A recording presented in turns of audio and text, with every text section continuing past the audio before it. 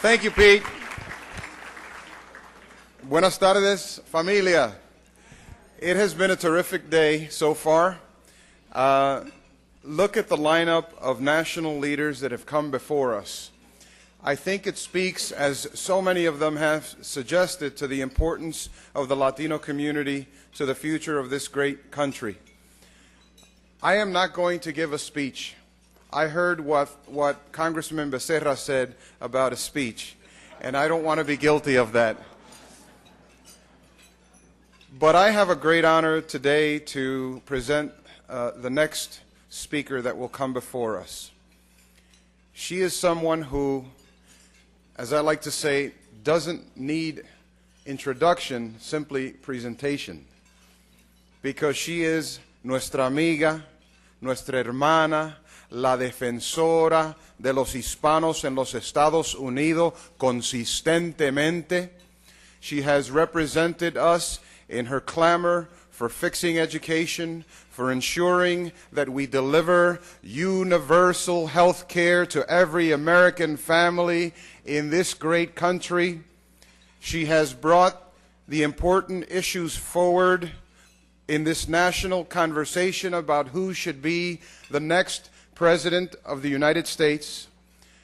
And I recall just recently, I happen to be the president of it's been referred to this weekend or this week as the small village of the Bronx, a village of 1,400,000 people. But it is a small town because it's 61 neighborhoods, and in each of those neighborhoods there are people that are simply trying to raise their children and give them a better life. And in my county, just like in so many counties and cities and towns and villages that you represent, the largest proportion of people are Latinos.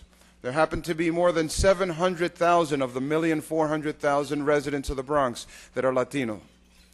But the residents of the city and the residents of the state of New York and the residents of the Northeast region of the United States and the residents of the many communities all across America feel that they have a senator. In addition to having Bob Menendez be a champion and Ken Salazar be a champion and firsts in our history, and Harry Reid fighting on the right side of our issues, there are few people that could stand next to the person that I am about to present.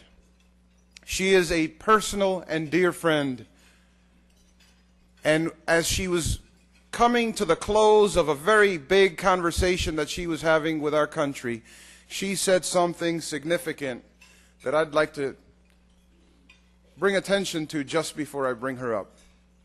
She suggested in her graceful closing of a strong campaign for President of the United States that her work should open up the day when it is unremarkable that a woman run for President of the United States of America.